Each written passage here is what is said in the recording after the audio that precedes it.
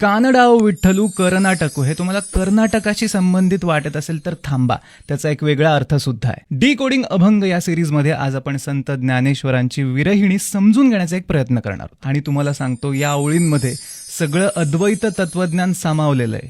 Trust me. Dnyaneshwar माऊली म्हणतात, कानडाओ विठ्ठलू कर्नाटकू येणे मज लावियाला वेधू. तर यातल्या कानडा आणि कर्नाटकूचे दोन अर्थ होतात. एक अर्थ कर्नाटकाशी संबंधित आहे आणि दुसरा अर्थ असा सांगितला जातो, कानडा म्हणजे न कळणारा, अनाकलनीय, अनडिसायफर्ड असा तो विठ्ठल आहे. आणि कर्नाटकू म्हणजे नाटक करणारा. पुढे ते लिहितात, शब्दे विण संवादू दुजे विण अनुवादू हे तव कैसे निगमे.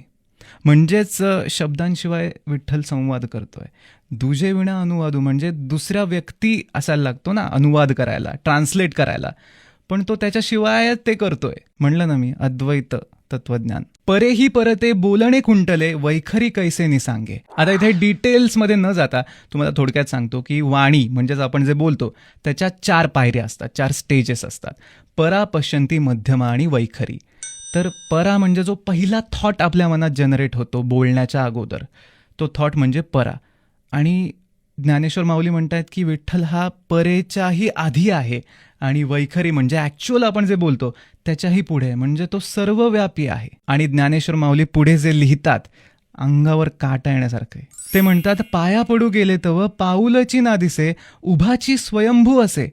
म्हणजे तुम्ही भक्तीच्या अशा अल्टिमेट लेवलला जाता की तुम्हाला पाया पडायला गेलं की विठ्ठलाचे पायच दिसत नाहीत, तो स्वतः सगळीकडे व्यापलेला आहे हे दिसतं. समोर की पाठी मोरा न कळे थकची पडिले कैसे. या जगातला कण न कण फक्त विठ्ठल आहे, याची प्रचिती जेव्हा येते तेव्हा कदाचित अशा ओळी लिहिल्या जातात. मला सांगा, यापेक्षा चांगलं अद्वैत तत्वज्ञान कसं समजून घेता येईल. इथे कळतं आपल्याला की ज्ञानेश्वर माऊलींना ज्ञानेश्वर, ज्ञानाचा ईश्वर का म्हणतात. तर मंडळी, काही चुकत असेल, बरोबर असेल तर कमेंट्समध्ये नक्की सांगा. आणि अजून कुठले तुमचे आवडते भावलेले अभंग आहेत तेही सांगा.